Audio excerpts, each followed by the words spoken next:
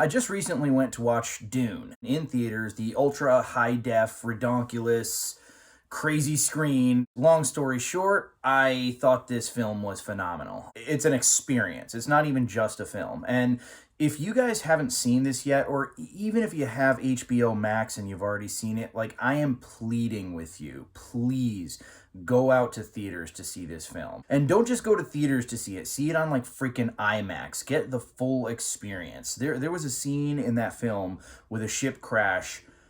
I felt like I was in the ship with them. The entire theater like rumbled. It was just, special effects are absolutely out of this mind. I'm past the gushing now. I had earlier this year done a review of the old Dune, not the one from the early 2000s, but the David Lynch one from 1984. And I didn't really give that movie a very favorable review. And I know that one of my followers, Dr. Westlake, was like, I take issue, sir, because he's a huge David Lynch fan. And you know what? I mean, I'm not as big a David Lynch fan as him, but I'm a pretty big one, all right? So I do have a lot more respect for that film after watching this one. From a technical standpoint, no, my opinion really hasn't changed. There is like just shit ton of exposition thrown at you. Having said that, I really forgot like the scope of this story, how much shit it really involves, and to really be put in a situation where you have to condense that into like a less than 3-hour movie is virtually impossible. So I think that David Lynch worked with what he had, did the best with what he could, and should be given credit for the fact that he was able to convey a lot of information in that time frame. Still doesn't mean that it worked. I'm not blaming him. I'm totally blaming the studio. But by the same token, you look at a film like this, and you kind of understand the skepticism. It's so big in scope that it's one hell of an investment. And this same director also directed Blade Runner 2049. I actually did a video, I think it was back in season 3, I called it like the tragedy of Sony Pictures. And it's basically about how Sony got the rights to like all these different things like Spider-Man and just the Dark Tower and all this shit, and just started screwing up all these legacies. It's like, God, you guys suck. You just take shit that you know will sell and you ruin it. Then they did Blade Runner 2049.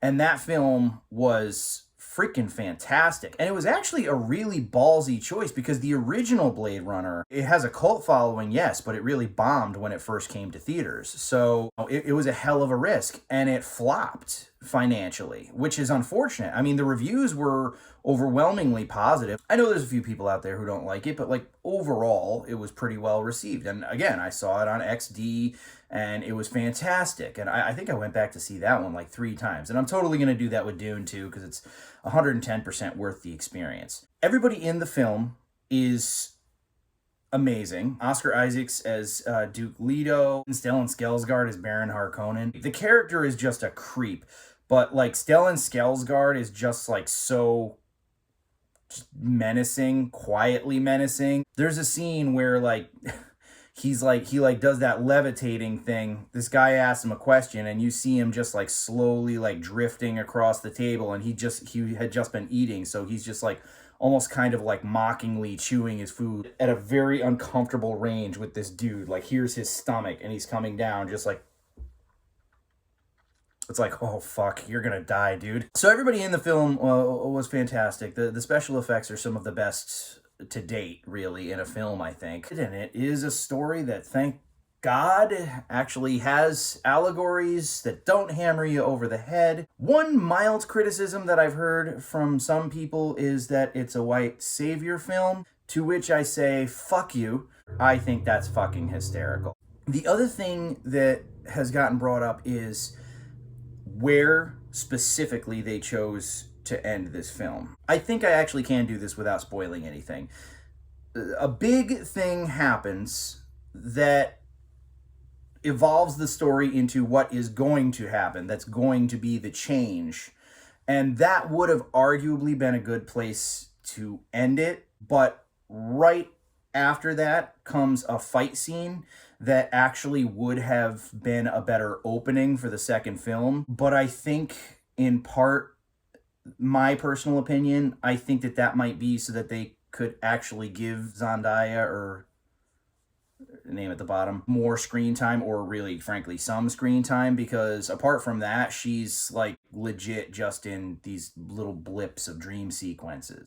I kind of feel like that is why they might have chosen to do that, so that she could actually make an appearance in the film, because when they finished this, they weren't sure that they were going to be doing a part two. Thank God they are, because, like, this would just be such a crime. Like, it's such a sci-fi masterpiece if they only got halfway through the story. So I don't really mind that they put that thing at the end. I agree with the argument that it would have been a better opening to the second film, but seriously, as far as I'm concerned, just the scope of this movie, that's just nitpicking. Part two, I am super excited about. I am so excited. I'm so happy that they were able to do this. It's a visual wonder.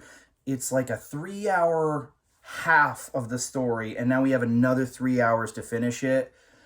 That was exponentially more time that they had to kind of feed you this information in a more organic way. Even then, I mean, they find ways to explain things to you, like when Paul is going through, at the beginning, is going through sort of like a training sequence about the planet Arrakis. It's teaching him, but it's really teaching the audience, but it comes across as a lot more organic. But even then, you could tell, like, wow, there's a lot of information that they have to get at you. So the fact that they were ballsy enough to take this risk to make a film that in total is going to be like 6 hours long and really encapsulate the full scope of this story. Absolutely love this movie. If you haven't seen it, again, I'm pleading with you to go see it at theaters. If you have seen it at theaters, see it again, and I will probably see you there. All right, guys, so Dune, I don't know if you did see it, if you didn't like it. I mean, I can't fathom that, but if you didn't, by all means, comment below. I would really like to hear what you have to say about it. That's all she wrote.